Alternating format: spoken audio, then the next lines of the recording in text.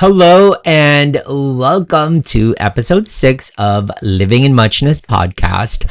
I am your Muchness host, Glenn Agoncillo. Thank you so much for tuning in today, whether you're joining while you're out for your morning walk or in your car driving on your way to the office.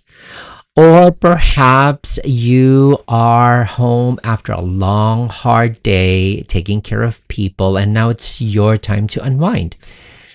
Thank you for choosing to be here. And if this is your first time joining us, I would like to be the first one to welcome you. Welcome, welcome, welcome. Know that this is a safe and brave space for you to just be you. Now, for the last 5 weeks, we've been doing some soul searching and a lot of muchness explorations. Today, we are hitting the finish line of the 6 mantra series. Let's get into it. Let's do this. I can't believe it. It's like, okay, been 5 weeks of super fun, and this is like the most engagement I've ever experienced in my whole entire life. It's a new kind of engagement. So I appreciate you for subscribing and sharing this with your friends and your family members, or perhaps even your neighbors or your coworkers.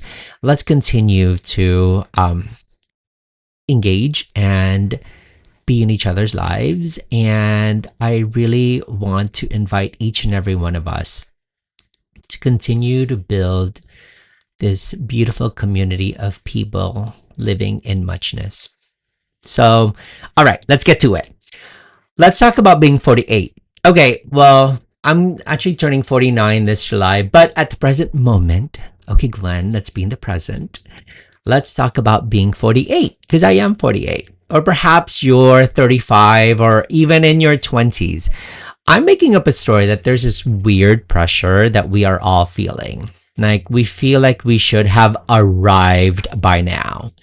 We look at the people on Instagram who seem to have the perfect house, the perfect job, or even the perfect skincare routine, and we feel like we're already behind. We spend half our time worrying about the mistakes we made, and the other half worrying if we'll ever be able to retire. We are hovering somewhere between what happened yesterday and what might happen in 5 years. Perhaps we're 1 foot in and 1 foot out. I'd like to call this living in limbo. Today, I'm sharing the 6th mantra that I say every morning to pull myself out of that limbo and back into my life. Just like week 5 or episode 5, my 5th mantra consists of 3 words that anchors everything for me. The 3 words are, this is now. So in this episode, we're going to break down why our brains are so obsessed with the past and how to use the energy of the year of the fire horse. I was going to say the year of the horse, but it's actually the year of the fire horse to get moving, and how to finally, finally stop waiting for our lives to start. Now, why is it so hard to just be here? I want us to think about our morning. From the moment we woke up until right now, how many times were you actually aware of what you were doing? Most of us live in 2 places, then and someday. Then is where we keep our regrets. Like I should have taken that job, or perhaps, this is my favorite then, I shouldn't have said that to my husband. Yeah, I experience that pretty often. And then the other part is someday. Someday is where we keep our hope or perhaps our happiness. Like, I hope I lose 10 pounds, or I'll be happy when I get a raise. The problem is, then is a graveyard and someday is a mirage. Neither of them actually exists. The only thing that is real is the air going into our lungs right this second. The Buddha had a great lesson about this. He said that most people are like a man who has been shot by an arrow, but instead of pulling it out, he starts asking, who shot this? And what kind of wood is the arrow made of? Or what direction did it come from? By the time the man gets his answers, the man's already gone. The arrow represents our past, and the questions are our then thinking. The saying this is now is pulling the arrow out. It's choosing to survive and live instead of wondering why things happened the way they did. Let's dive deeper into that Buddha story. This is where we really get stuck. He talked about the second arrow. Imagine you're driving and you get a flat tire. That's the first arrow. Getting the flat tire is the first arrow. It's a thing that happened. It totally sucks. But then you start thinking, I'm so stupid for not checking the tires. This always happens to me, which I know it's not really real because always means all the time. And then on top of that, I start to tell myself I'm going to be late for work, and then my boss is going to hate me. My coworkers are going to be like, what the heck? You're so late. We're having to carry on the workload because you're not here. And then they also hate me. And on top of that, I'm probably going to get fired. That is the second arrow. The rambling in your head, the rambling in our heads, all those stories, that is the second arrow. The first arrow is the tire. The second arrow are the stories we tell ourselves about it. The first arrow causes a little pain, and the second arrow causes total misery. Oh my God. I know about the second arrows. I don't know if it's the Cancerian in me that's super sensitive or the people pleaser story that I always ramble on, hating to disappoint people. Yeah, the second arrow, it's not just a sting. I cause a lot of misery. All those stories. You see, when we aren't in the now, we are basically shooting ourselves with the second arrow all day long. We're shooting ourselves with second arrows pew, pew, pew, all day long. We take a small mistake and turn it into a life sentence. And boy, am I great at that. And I'm making up a story that you've probably done the same thing too. Now, what I've learned is that when I say the 3 words of my 6th mantra, this is now, I'm choosing to refuse to shoot that second arrow. That I'm really refusing to shoot that second arrow. Now, what I'm really saying is that, okay, the tire is flat. This is what's happening now. I'm going to call for help now. I'm going to call for a tow truck company now. And they'll do whatever it takes to take care of whatever needs to be done now. Essentially, I'm not going to ruin my whole day by living in a future that hasn't happened yet. And think about how much energy we would save if we stopped shooting that second arrow. That's the power of being present. That's the power of the 6th mantra this is now. It's not about being zen or perfect. It's about being present. Now, what about when things are going well? You think we'd be good at staying in the now when we're happy, but we are actually worse at it. Brené Brown is a famous researcher, an author, a public speaker, like one of my favorite mentors who I haven't met yet, but I am bound and determined to meet Brené Brown. She talks a lot about how we feel, and she found something called foreboding joy. What is foreboding joy? It's that feeling you get when you're looking at your sleeping kid, or when you're out on a great date or a great vacation, like me last week, and then suddenly you feel a flash of panic. I start to think, wait, hold on, this is too good to be true. I don't deserve this. Something bad is, something bad's going to happen. You see, we do this to rehearse tragedy.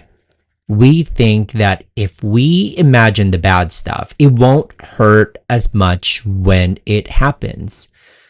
But one thing that I've learned from Brené, she found that this doesn't work.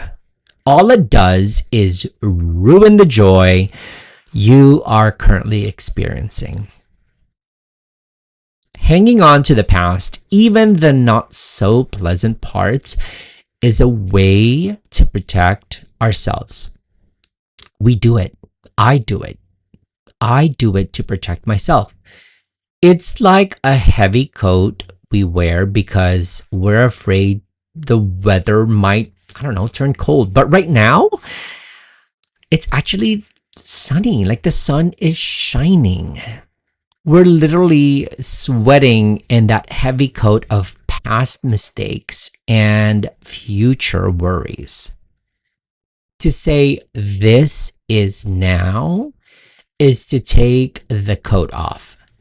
It's about being brave enough to say, I am happy in this second, and I'm not going to let a what if steal it from me. I'm choosing not to yuck my yum and instead luxuriate and bask in my yumminess at this moment. This is the part that I'm so excited about. We just entered the Lunar New Year, and 2026 is the year of the fire horse. In the Chinese zodiac, the horse is about speed, freedom, and strength. But the fire element makes it so intense. Like this year is like a rocket ship. It's the year for big moves and fast changes. But here's the thing about a fire horse. You have to be fully on to ride it. If you're distracted, if you're looking back at where you've been, you're going to fall. The energy of this year is this is now. It's about being decisive. It's about claiming your space. Many of us spend our entire lives waiting for permission, for hope. We're waiting for a sign that it's okay to be ourselves. The fire horse is the sign. This year is telling you that the time for getting ready is over and the time for doing is here. The time for doing is now.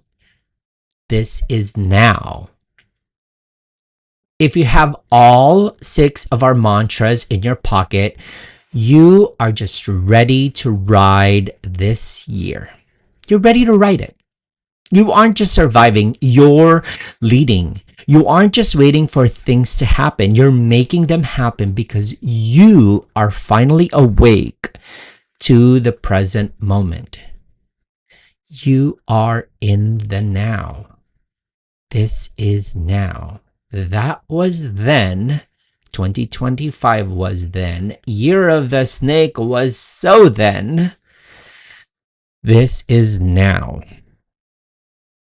This is now. And before we ride this to the sunset and bring it all the way home, let's get practical. And when I say practical, here are 3 takeaways and 3 questions to carry with you this week. After all, this wouldn't be a Living in Muchness podcast without some time for reflection. Lots of self-reflection. So let's get to it. Takeaway 1.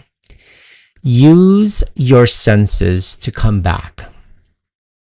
When your brain starts to spiral into the then, or the what ifs, or the stories, stop. Stop.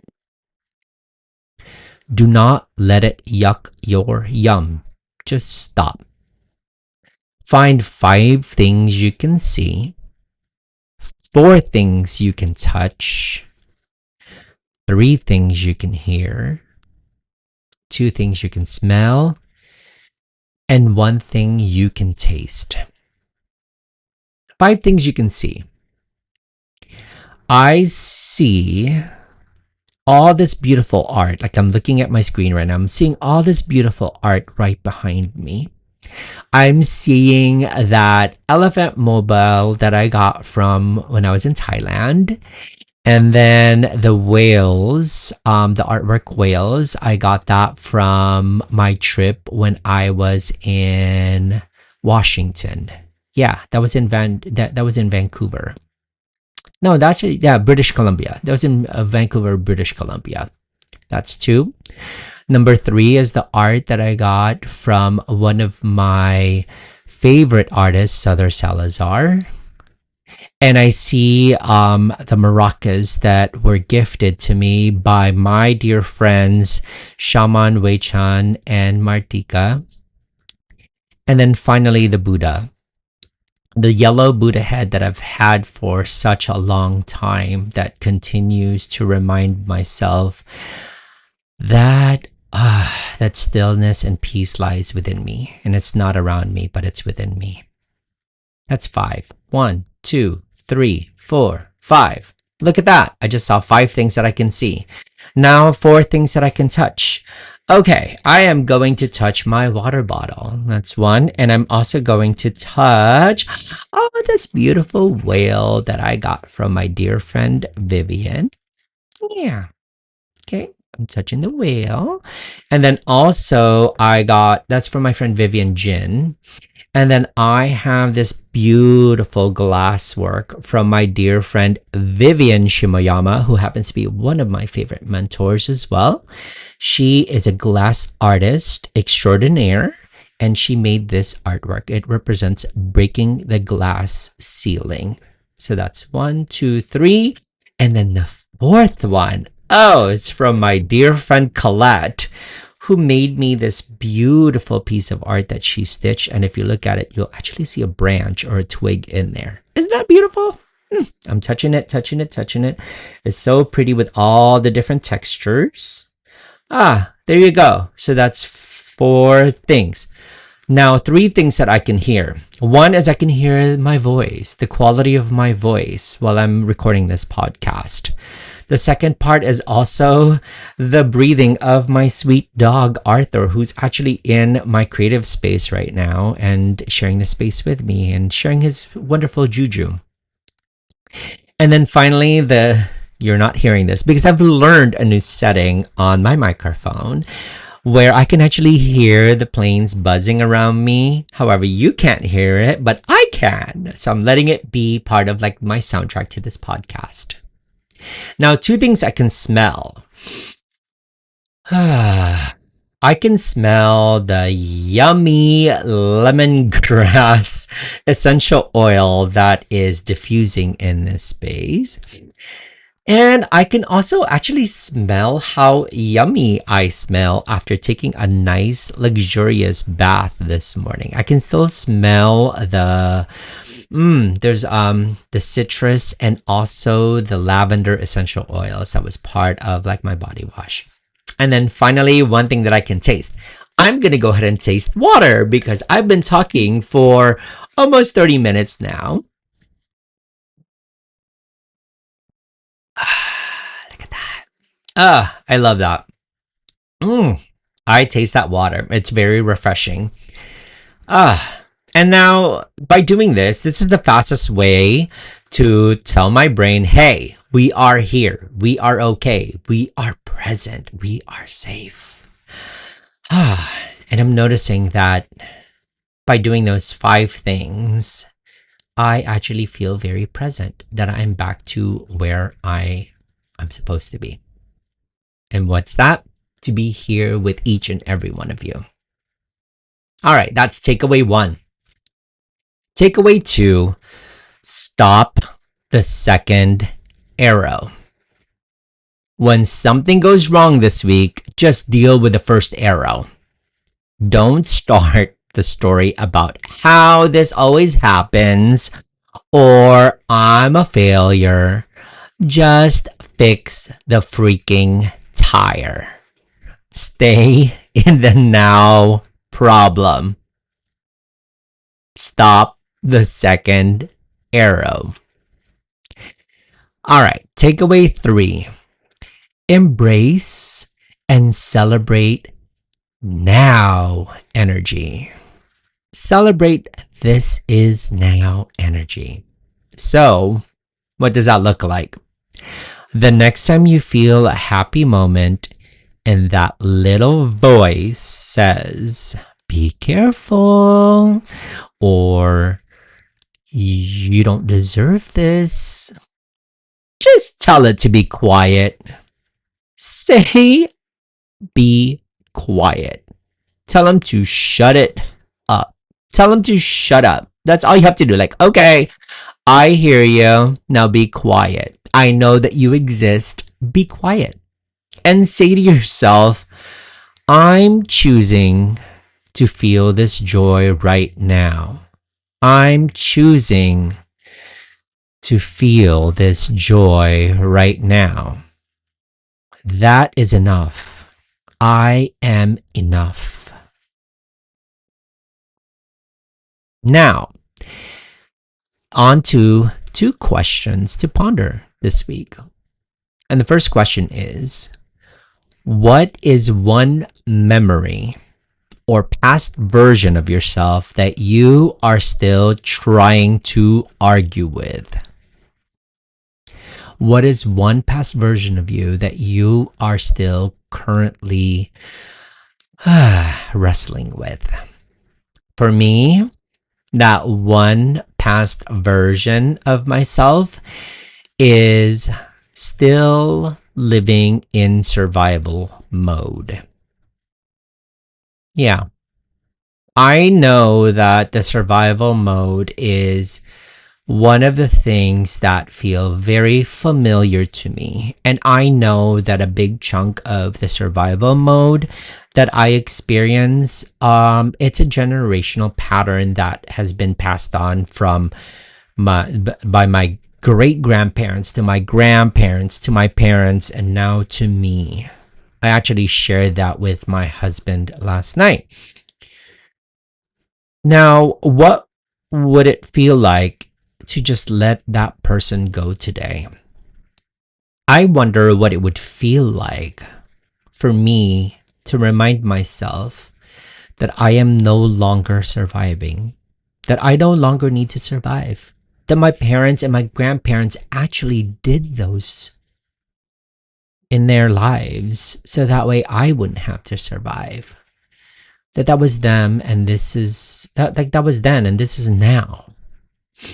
And I think actually the first thing that bubbled up right now is that I want to take a moment to thank my parents and my ancestors, like the people that came before me, for their sacrifice, for their fears. And I know how scary it was for them. Coming from a place that was colonized and that was there were so much things that were taken away. I want to take a moment and express gratitude to my mom and my dad, my lolo and my lola, my ama and my uncle. Thank you. Thank you so much for teaching me what it feels like and how to survive. Because now I feel like I'm so equipped and that I am the recipient of the hard work and sacrifices that you all have done and made so that way I can have a better future. Thank you. That was then, and this is now.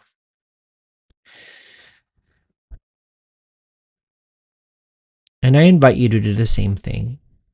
Like, what would it feel like to just let that old version, that past version of yourself that you are still arguing with or wrestling with, what would it feel like if you just let that person go today?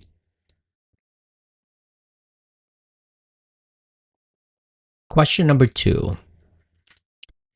If you knew for a fact that the next 12 months were going to be the most successful of your life, what would you start doing today? What would you start doing today? One of the things that I want to start doing today, and I know that the next 12 months are going to be the most successful months of my life, I'm choosing to tell my husband, Mike, and let him know how much I love him and appreciate him.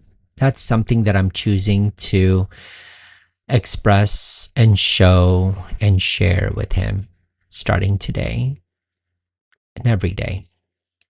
I'm also choosing to tell myself that I love me every day and that I'm so proud of myself. What about you? If you knew for a fact that the next 12 months were going to be the most successful of your life, what would you start doing today? What would you start doing today? This is now. What are you going to start now? All right. Well, we've come to the end of our 6 mantra series. 6 mantras that changed my life.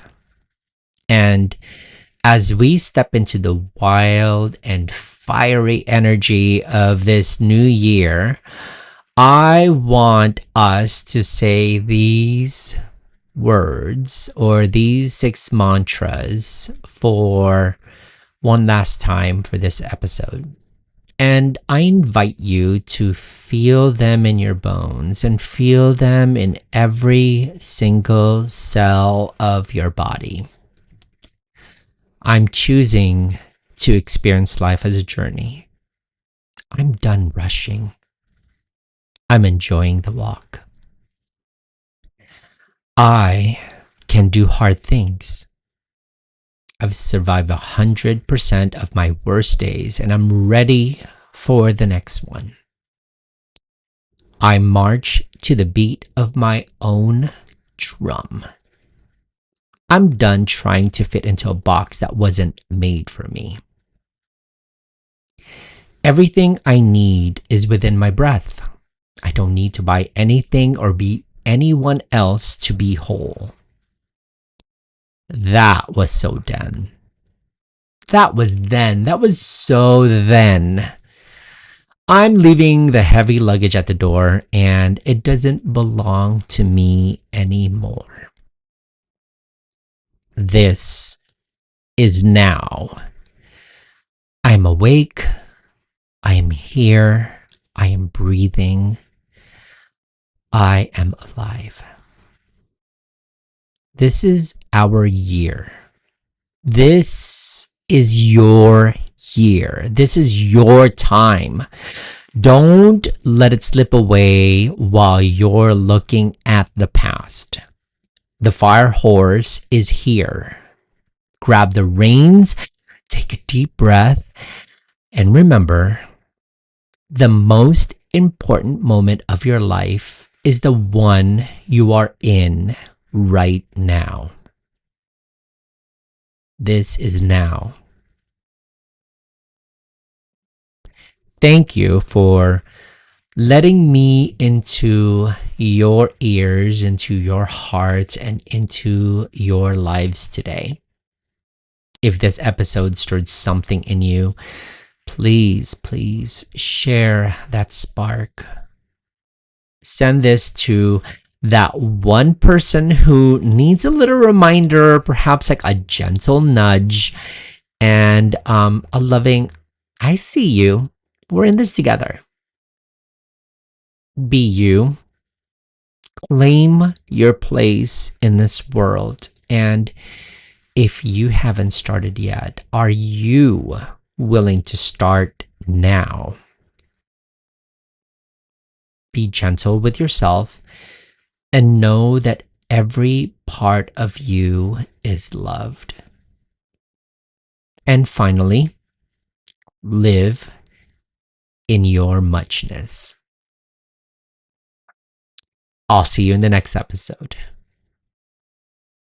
Bye.